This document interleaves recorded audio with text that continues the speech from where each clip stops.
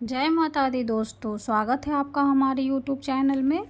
आज की इस वीडियो में हम दुर्गा सप्तशती के 7वां अध्याय का पाठ करेंगे। इस पाठ में हम चंड और मुंड के वध के बारे में जानेंगे। आइए शुरू करते हैं। श्री दुर्गाय नमः। मैं माता रानी का ध्यान करती हूँ। वे रत्नमय सिंहासन पर बैठकर पढ़ते हुए तोते का मधुर शब्द सुन रही है। उनके शरीर का वर्ण श्याम है। वे अपना एक पैर कमल पर रखे हुए हैं और मस्तक पर अर्धचंद्र धारण करती है तथा कहार पुष्पों की माला धारण किए वीणा बजाती है। उनके अंग में कसी हुई चोली शोभा पा रही है। वे लाल रंग की साड़ी पहने हाथ में शंखमय पात्र लिए हुए हैं। उनके वदन पर मधु का हल्का हल्का प्रभाव जान पड़ता है और ललाट में बेंदी शोभा दे रही है। ऋषि कहते हैं, तदंतर शुभ की आज्ञा पाकर वे चंड मुंड आदि दैत्य चतुर्णी सेना के साथ अस्त्र शस्त्रों से सुसज्जित हो चल दिए। फिर गिरिराज हिमालय के सुवर्णमय ऊंचे शिखर पर पहुंचकर उन्होंने सिंह पर बैठी देवी को देखा। वे मंद मंद मुस्कुरा रही थी। उन्हें देखकर दैत्य लोग तत्परता से पकड़ने का उद्योग करने लगे। किसी ने धनुष तान लिया, किसी ने तलवार संभाली और कुछ लोग देवी के पास आकर खड़े हो गए। तब अंबिका ने उन शत्रुओं के प्रति बड़ा क्रोध किया।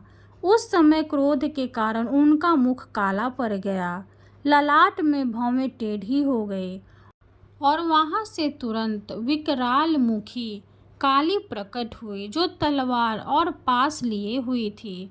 वे विचित्र खड्वांग धारण किए और चीते के चर्म की साड़ी पहने नर मुंडों की माला से विभूषित थी। उनके शरीर का मांस सूख गया था, केवल हड्डियों का ढांचा था जिससे वे अत्यंत भयंकर जान पड़ती थी। उनका मुख बहुत विशाल था, जीभ लपलपाने के कारण वे भी डरावनी प्रतीत होती थी। उनकी आंखें भीतर को धंसी हुई और कुछ लाल थी। वे अपनी भयंकर गर्जना से संपूर्ण दिशाओं को गुंजा रही थी।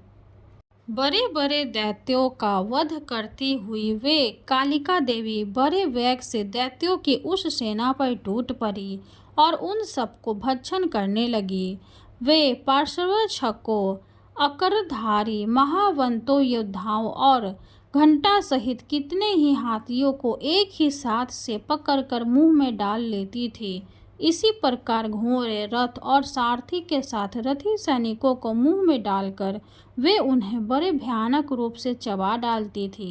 किसी के बाल पकड़ लेती, किसी का गला दबा देती, किसी को पैरों से कुचल डालती और किसी को छाती के धक्के से गिराकर मार डालती थी।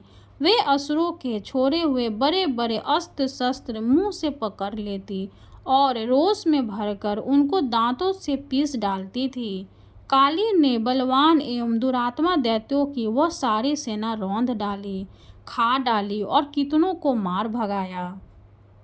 कोई तलवार के घाट उतारे गए, कोई खटवांग से पीटे गए और कितने ही असुर दांतों के अग्रभाग से कुचले जाकर मृत्यु को प्राप्त हुए। इस प्रकार देवी ने असुरों की उस सारी सेना को क्षण भर में मार गिराया। यह देख चंड उन अत्यंत भयानक काली देवी की ओर दौड़ा तथा महादैत्य मुंड ने भी अत्यंत भयानक बाणों की वर्षा से तथा हजारों बार चलाए हुए चक्रों से उन भयानक नेत्रों वाली देवी को आच्छादित कर दिया।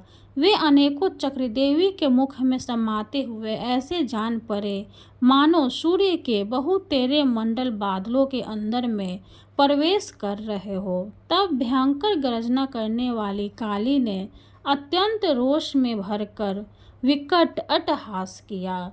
उस समय उनके विकराल वदन के भीतर कठिनता से देखे जा सकने वाले दांतों की प्रभा से वे अत्यंत उज्जवल दिखाई देती थी। देवी ने बहुत बड़ी तलवार हाथ में ले हाँ का उच्चारण करके चंड पर धावा किया और उसके केश पकड़कर उसी तलवार से उसका मस्तक काट डाला। चंड को मारा गया देखकर मुंड भी देवी की ओर दौड़ा। तब देवी ने रोष में भरकर उसे भी तलवार से घायल करके धरती पर सुला दिया।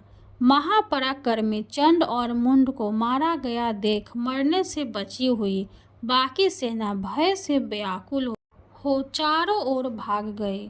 तदंतर काली ने चंड और मुंड का मस्तक हाथ में ले चंडिका के पास जाकर प्रचंड अट्टहास करते हुए कहा, देवी, मैंने चंड और मुंड नामक इन दो महापशुओं को तुम्हें भेंट दिया है।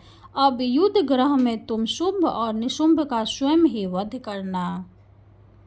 ऋषि कहते हैं, वहां लाए हुए उन चंड मुंड नामक महादैत्यों को देखकर कल्याणमयी चंडी ने काली से मधुर वाणी में कहा, देवी, तुम चंड और मुंड को लेकर मेरे पास आई हो, इसलिए संसार में चामुंडा के नाम से तुम्हारी ख्याति होगी।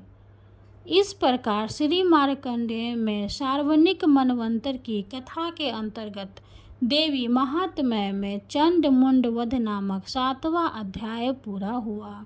बोलो जय माता दी। वीडियो अगर अच्छी लगे तो लाइक कर दे, चैनल को सब्सक्राइब कर दे और कमेंट में जय माता दी जरूर लिख दे।